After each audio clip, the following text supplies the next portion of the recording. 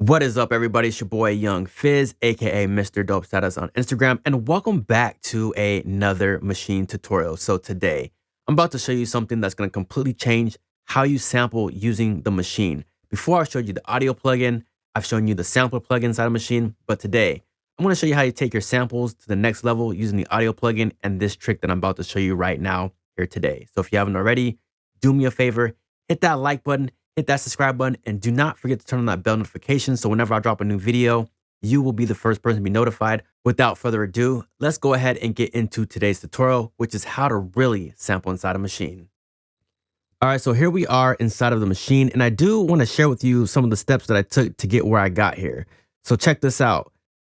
The first thing I did was obviously insert a sample on one of the sound slots. So I pretty much took something from my desktop, dragged and dropped it on number 1, then duplicated it to where I think I had enough samples.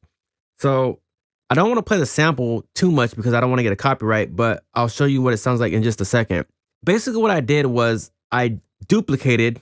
So to duplicate, all I did was hit duplicate, select the pad, whatever, number 1 here where I have my sample on, and 1, 2, 3, 4.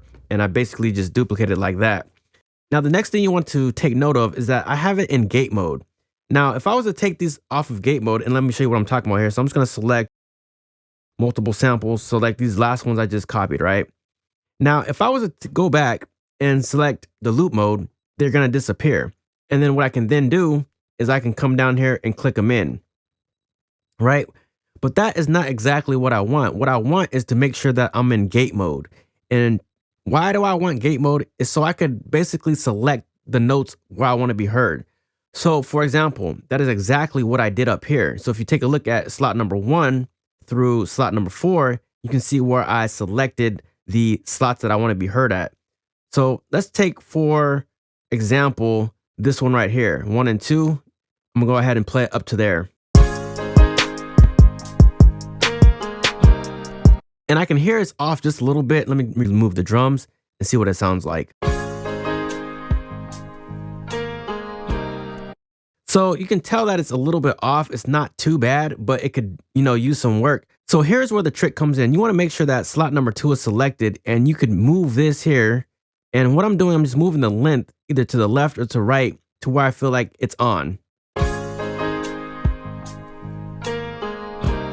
So that's off. And that is a perfect loop there. So that sounds really good. So now I just added my drums back in. And I can keep slicing my samples up to 16 in just this one sound slot here. So I have 16 samples that I can chop up right here from the different slots. So why I use this over sampling is because basically what you can do, you don't have to go through the process of trying to time stretch. What I just showed you is you're basically time stretching without having to manually do it, because machine automatically time stretches in audio mode. So hopefully this gave you a new insight in sampling inside the machine. So I hope you found this video to be helpful. If you did, hit that like button, hit that subscribe button. Make sure you comment down below if you have any questions or concerns. Boy, Young Fizz.